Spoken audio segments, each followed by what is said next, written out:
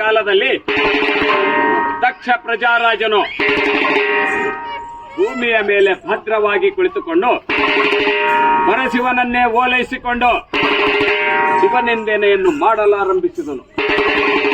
ಅದು ಹೇಗೆಂದರೆ, ಪೂರ್ವದ ಕಾಲದಲ್ಲಿ ಆಧಾರ ಸ್ತಂಭದ ರೂಪದಲ್ಲಿ ಪರಶಿವನ ಉದಯವಾಯಿತು. ಪರಶಿವನಿಂದ ವಿಷ್ಣುವಿನ ಉದಯವಾಯಿತು. ವಿಷ್ಣುವಿನ ನಾಭಿ ಕಮಲದಿಂದ ಬ್ರಹ್ಮನ ಉದಯವಾಯಿತು.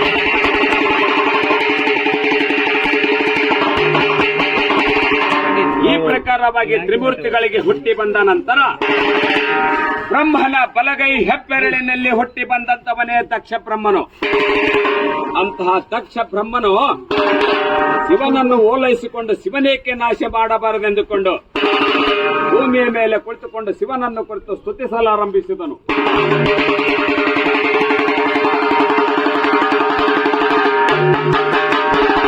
ಅವನು ಮಾಡುವಂತಹ ತಪಸ್ಸಿಗೆ ಮೆಚ್ಚಿದಂತಹ ಪರಶಿವ ಮೂರ್ತಿಯು ಧರೆಗಿಳಿದು ಬಂದು, ಎಲ್ಲವೋ ದಕ್ಷ ಪ್ರಜಾರಾಜನೇ, ನನ್ನನ್ನು ಕುರಿತು ಘನಘೋರವಾದ ತಪಸ್ಸನ್ನೇ ಮಾಡುತ್ತಿರುವೆಯಲ್ಲ, ಯಾವ ಕಾರಣಕ್ಕೆಂದು ಕೇಳಿದಂತಹ ಸಮಯದಲ್ಲಿ ದಕ್ಷ ಬ್ರಹ್ಮನು ಪರಶಿವನ ಪಾದಕಮಲಗಳನ್ನು ಹಿಡಿದು ಹೇಳ್ತಾನೆ, ಸರ್ವೇಶ್ವರನೇ, ಹರೀಶ್ವರ ಬ್ರಹ್ಮಾದಿಯರು ನನ್ನಿಚ್ಛೆಯಂತೆ ನಡೆಯಬೇಕು. ಅಷ್ಟದಿಕ್ಪಾಲಕರು ನನ್ನ ಮನೆಯ ದ್ವಾರಪಾಲಕರಾಗಬೇಕು.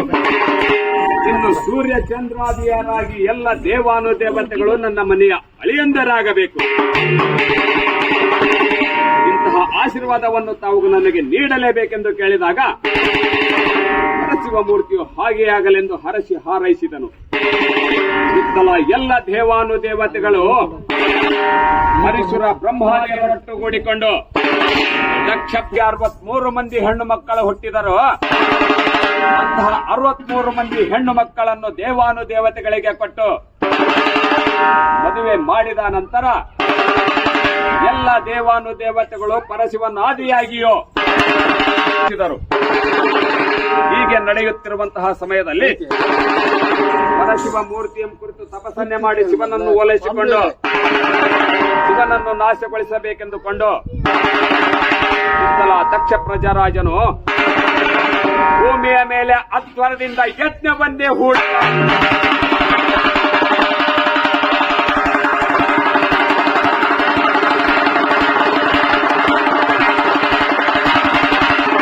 ಹರೀಶ್ವರ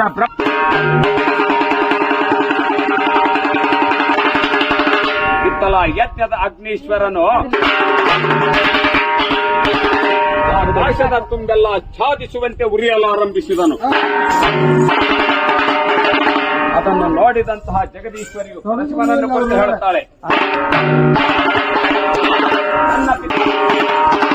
ನನ್ನ ತಂದೆಗೆ ಹಿಡಿದಿರುವಂತಹ ಅಹಂಕಾರವನ್ನೇ ಕಡೆಗಣಿಸಿ ಸರ್ವತ್ರ ಸುಜ್ಞಾನವನ್ನು ನೆಲೆಗೊಳಿಸಿ ಬರಬೇಕಾಗಿರುವುದರಿಂದ ನಾನು ನನ್ನ ತಂದೆಯ ಮನೆಗೆ ಹೋಗಿ ಬರುತ್ತೇನೆ ದೇವ.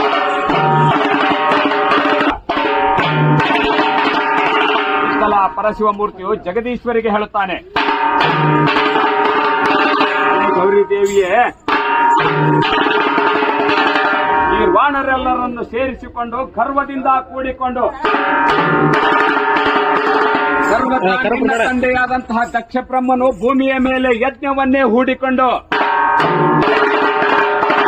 ಅಂತಹ ಯಜ್ಞದಿಂದ ಬರುವ ಫಲದಿಂದ ಶಿವನನ್ನು ನಾಶಗೊಳಿಸಬೇಕೆಂದುಕೊಂಡು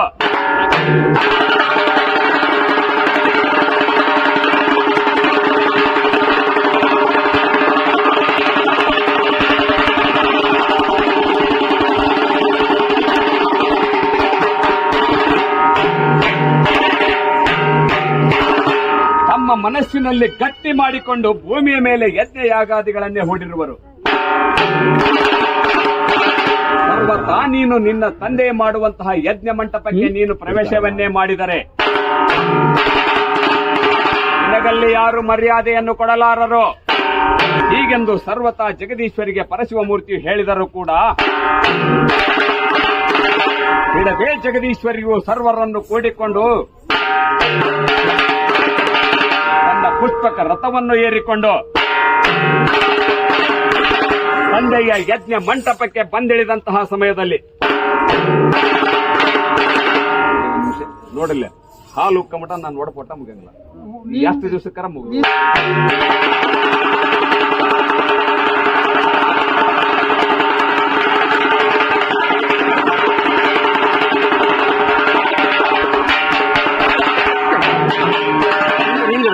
ತಂದೆಯಾದಂತಹ ದಕ್ಷ ಬ್ರಹ್ಮನ ಯಜ್ಞ ಮಂಟಪಕ್ಕೆ ಬಂದಿಳಿದಂತಹ ಸಮಯದಲ್ಲಿ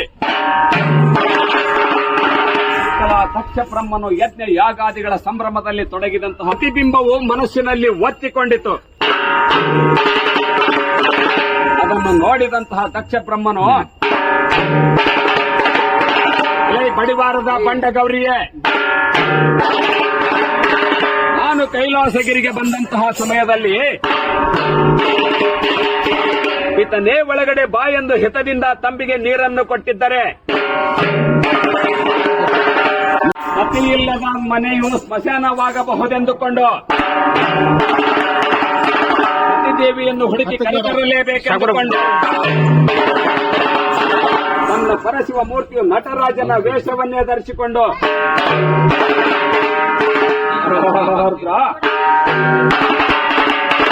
ರಜತಾದ್ರಿ ಹೇಮಾದ್ರಿ ಪರ್ವತವನ್ನೇ ಸುತ್ತಲಾರಂಭಿಸಿದನು.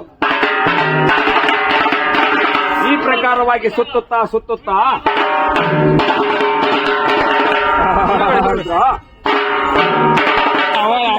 ತನ್ನ ಜಟಿಲ ನೇತ್ರದ ಬೆವರನ್ನು ತೆಗೆದು ಭೂಮಿಗೆ ಅಪ್ಪಳಿಸಿದಾಗ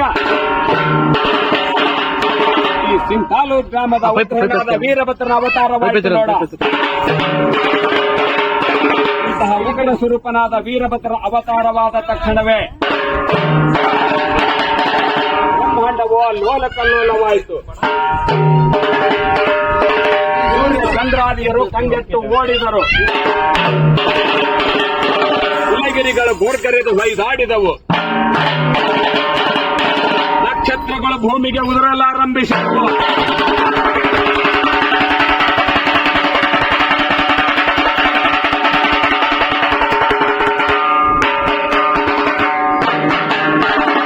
ಭೂಮಿಯು ಇಬ್ಬಾಗವಾಯಿತು. ಇದನ್ನು ನೋಡಿದಂತಹ ಪರಶಿವ ಮೂರ್ತಿಯು ತ್ರಿಮೂರ್ತಿಗಳಲ್ಲಿ ಒಬ್ಬರಾದಂತಹ ಬ್ರಹ್ಮನು ಸೃಷ್ಟಿಸಿದ ಬ್ರಹ್ಮಾಂಡದ ಒಡ್ಡೊಲಗವು ಈ ಉಗ್ರ ಸ್ವರೂಪನಾದ ವೀರಭದ್ರನ ಅವತಾರದಿಂದ ಸರ್ವತಾ ನಾಶವನ್ನು ಹೊಂದಬಹುದೆಂದುಕೊಂಡು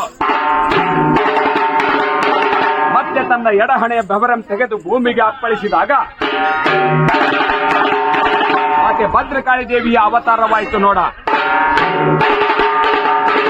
ಭದ್ರಕಾಳಿಗೂ ಉಗ್ರನಾದ ವೀರಭದ್ರನಿಗೂ ವಿವಾಹವನ್ನೇ ಮಾಡುತ್ತಲೇ ಉಗ್ರ ಸ್ವರೂಪನಾದ ವೀರಭದ್ರನಿಗೆ ಸ್ವಲ್ಪ ಶಾಂತ ಗುಣ ಹುಟ್ಟಿಕೊಂಡಿತು. ಶಾಂತ ಸ್ವರೂಪದಲ್ಲಿ ಇರುವಂತಹ ಉಗ್ರನಾದ ವೀರಭದ್ರನು ಪರಶಿವನನ್ನು ಕುರಿತು ಕೇಳುತ್ತಾನೆ, ಜಗದೀಶ್ವರನೇ, ನುಗ್ಗಲೋ ನೂಕಲೋ ದಿಗ್ಜಂಗಳ ಮಕ್ಕಳನ್ನೇ ಮರೆಯಲೋ, ತೋರು ನಿನ್ನ ವೈರಿಗಳು ಎಲ್ಲಿ ಅಡಗಿಹರು, ಇದೇ ಖಡ್ಗಕ್ಕೆ ಆಹುತಿ ಕೊಡುವೆನೆಂದು ಬಲು ಆರ್ಪಡಿಸುತ್ತಿರುವಾಗ ಪರಶಿವ ಮೂರ್ತಿಯು ದಕ್ಷದ್ವಾರದಲ್ಲಿ ನಡೆದಂತಹ ವಿಷಯವನ್ನು ಉಗ್ರನಾದ ವೀರಭದ್ರರಿಗೆ ಸವಿಸ್ತಾರವಾಗಿ ವಿಸ್ತರಿಸಿದಾಗ ಉಗ್ರನಾದ ವೀರಭದ್ರನು ದಕ್ಷ ಶಾಲೆಯನ್ನೇ ನುಗ್ಗಿದವನಾಗಿ ದಕ್ಷ ಶಾಲೆಯೊಳಗಿರುವಂತಹ ಹರಿಸುರ ಶಿರ್ಜಾಸುರರನ್ನು ಓಡಿಸಿ ತನ್ನ ಕರದೊಳಿರುವಂತಹ ಖಡ್ಗದಿಂದ ದಕ್ಷ ಸಂಹಾರಗೈದನು ನೋಡ. ಈ ಪ್ರಕಾರವಾಗಿ ದಕ್ಷನ ಸಂಹಾರವು ಉಗ್ರನಾದ ವೀರಭದ್ರರಿಂದ ನಡೆಯಿತು. ದಕ್ಷ ಪ್ರಜಾರಾಜನು ಪರಶಿವನಿಗೆ ತನ್ನ ಮಗಳಾದ ಗೌರಿದೇವಿಯನ್ನೇ ಕೊಟ್ಟು ಮದುವೆ ಮಾಡಿದ್ದರಿಂದ ಅಳಿಯನಿಂದಲೇ ಮಾವನ ಹತ್ಯೆಯಾಯಿತು ಎನ್ನುವ ಅಪಕೀರ್ತಿ ಜಗತ್ತಿಗೆ ಬರಬಾರದೆನ್ನುವ ಸಂಕೇತವನ್ನೇ ಮುಂದಿಟ್ಟುಕೊಂಡು ಪರಶಿವ ಮೂರ್ತಿಯು ತಾನು ಉಗ್ರನಾದ ವೀರಭದ್ರನ ಅವತಾರವನ್ನು ಧರಿಸಿಕೊಂಡನು. ಪರಶಿವ ಮೂರ್ತಿಯು ಬೇರೆಯಲ್ಲ, ಉಗ್ರನಾದ ವೀರಭದ್ರನು ಬೇರೆಯಲ್ಲ. ಅಳಿಯನಿಂದ ಮಾವನ ಹತ್ಯೆಯಾಯಿತು ಎನ್ನುವ ಅಪಕೀರ್ತಿ ಜಗತ್ತಿಗೆ ಬರಬಾರದೆನ್ನುವ ಸಂಕೇತವನ್ನೇ ಮುಂದಿಟ್ಟುಕೊಂಡು ವೀರಭದ್ರನ ಅವತಾರವನ್ನು ಧರಿಸಿದಂತಹ ಉಗ್ರ ಸ್ವರೂಪನಾದ ವೀರಭದ್ರನೇ, ಸಾರಾಂಶವು ಕಡಲಿಗಿಂತಲೂ ವಿಸ್ತಾರವಾಗಿರುವುದು. ಅದನ್ನು ವಿಸ್ತರಿಸುತ್ತಾ ಹೋದರೆ ಈ ಭಕ್ತರಿಗೂ ಸಮಯವಿಲ್ಲ, ಹೇಳುವ ಪುರವಂತರು ಅಧಿಕವಾಗಿಲ್ಲ. ಹೀಗಿರುವ ಕಾರಣದಿಂದ ನಿನ್ನ ವಿಸ್ತಾರದ ವಿಜಯದ ಖಡ್ಗಕ್ಕೆ ಸದ್ಯದಲ್ಲಿ ವಿರಾಮವನ್ನೇ ಘೋಷಿಸುವೆನೆಂದು ನಾನು ಮಾಡಿದಂತಹ ಸೇವೆಯು, ಮಳಿಮಠ ವಂಶಸ್ಥರು ಮಾಡಿದಂತಹ ಸೇವೆಯು ಉಗ್ರನಾದ ವೀರಭದ್ರನ ಪಾದಕಮಲಗಳಿಗೆ ಹಾಗೂ ಭದ್ರಕಾಳಿ ದೇವಿಯ ಪಾದಕಮಲಗಳಿಗೆ ಮುಟ್ಟಲಿ ಎಂದು ಮತ್ತೊಮ್ಮೆ ಮುಗದೊಮ್ಮೆ ಕೇಳಿಕೊಳ್ಳುತ್ತಾ ಇಂತಹ ಸೇವೆಯನ್ನು ಸದಾ ಅವರ ವಂಶೋದ್ಧಾರಕರಾದ ಮುಂದಿನ ವಂಶಸ್ಥರು ನಡೆಸಿಕೊಡುತ್ತಾರೆ ಎಂದು ಈ ಶುಭ ಸಂದರ್ಭದಲ್ಲಿ ನಮ್ಮ ಪರವಾಗಿ ಅವರ ಮನದಲ್ಲಿ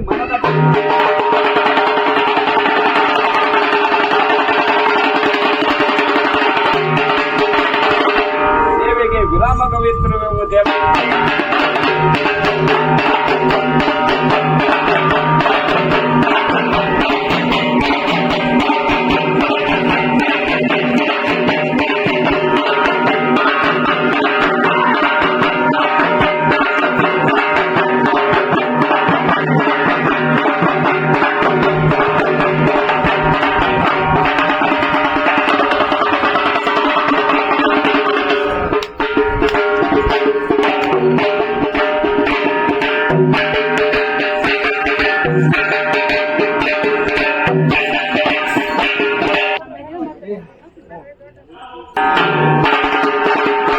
ನಾನು ಕೈಲಾಸಗಿರಿಗೆ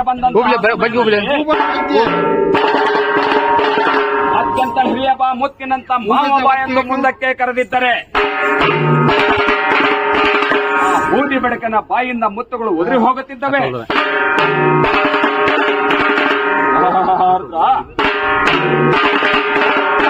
ಕೊರಳಿಗೆ ಎಲುಬಿನ ಮಾಲೆಯನ್ನು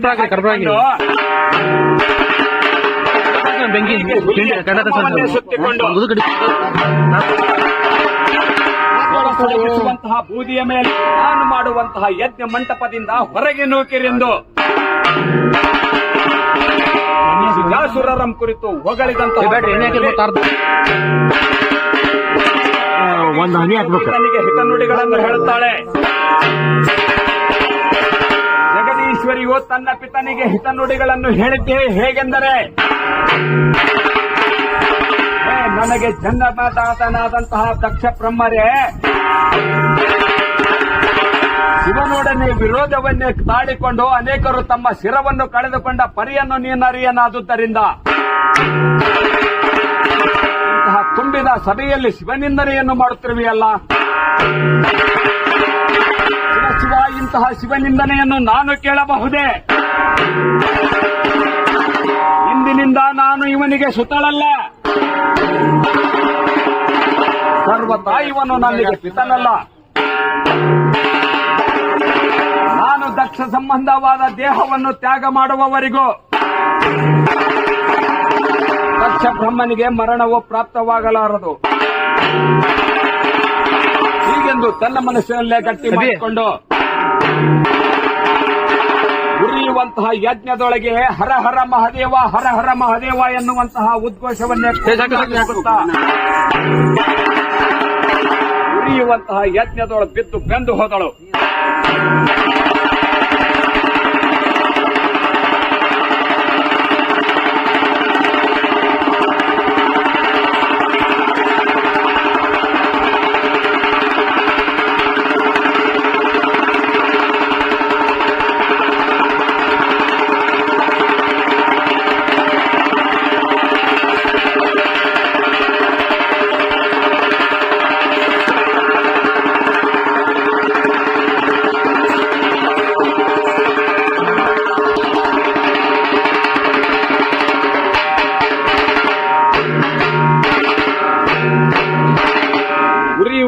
ಯಜ್ಞದೊಳಗೆ ಬಿದ್ದು ಬೆಂದು ಹೋದಳು.